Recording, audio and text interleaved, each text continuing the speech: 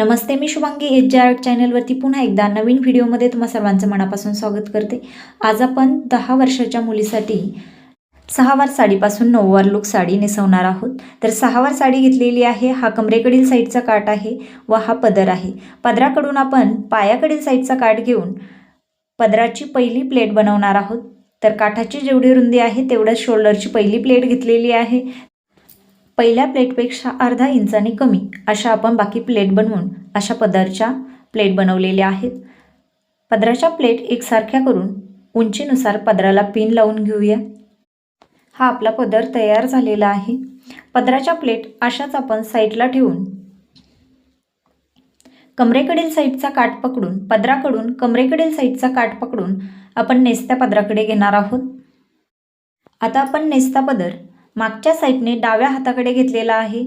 नेसत्या पदराच्या साईडने 1.5 मीटर साडी आपण अशी सोडलेली आहे आणि कमरेला गाठ बांधून घेतलेली आहे समोर।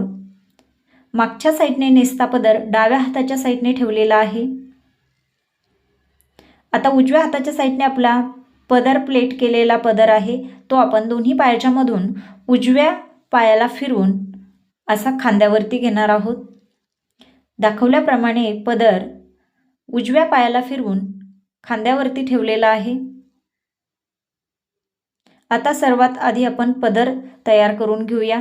उंचीनुसार आपण पिन लावलेली आहे त्यापेक्षा आपल्याला जेवढी उंची पाहिजे तेवढा पदर घेऊन इथे आपण पिन लावून घेऊया।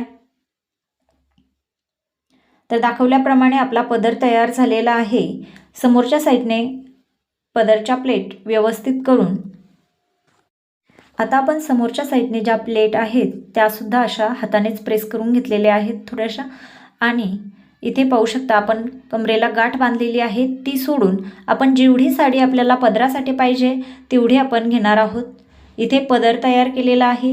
आता आपण जेवढी आपल्याला उजव्या पायाच्या साईडने साडी लागत आहे तेवढी ठेवणार आहोत। बाकी साडी डाव्या हाताच्या साईडने शिल्लक साडी ठेवलेली आहे त्या साईडने पूर्ण साडी घ्यायची आहे।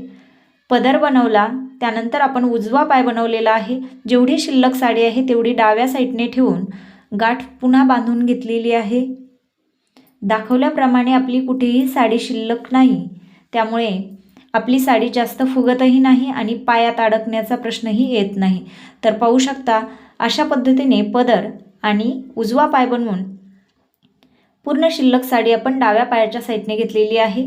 आता आपण डाव्या पायाच्या साईडने पायाकडील साईडचा काठ घेऊन अशा काठाच्या रुंदीपेक्षा छोट्या छोट्या प्लेट बनवून हा काष्टा बनवलेला आहे।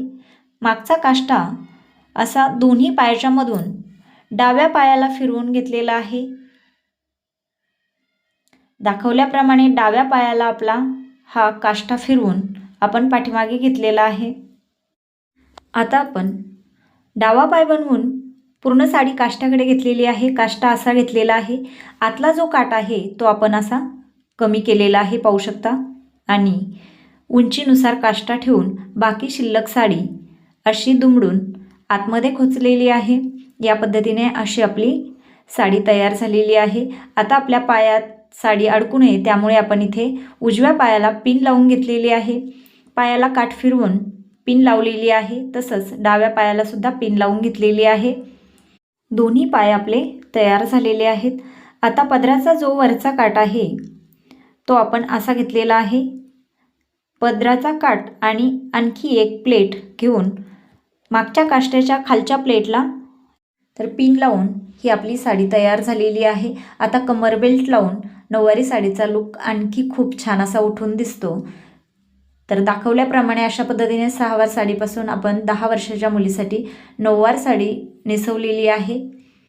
आजची साडी नेसवण्याची पद्धत तुम्हाला कशी वाटली नक्की कमेंट करून कळवा। व्हिडिओ आवडला तर लाईक करा, मैत्रिणीसोबत शेअर करा आणि येणारा नवीन व्हिडिओ पाहण्यासाठी चॅनलला नक्की सबस्क्राईब करा। धन्यवाद।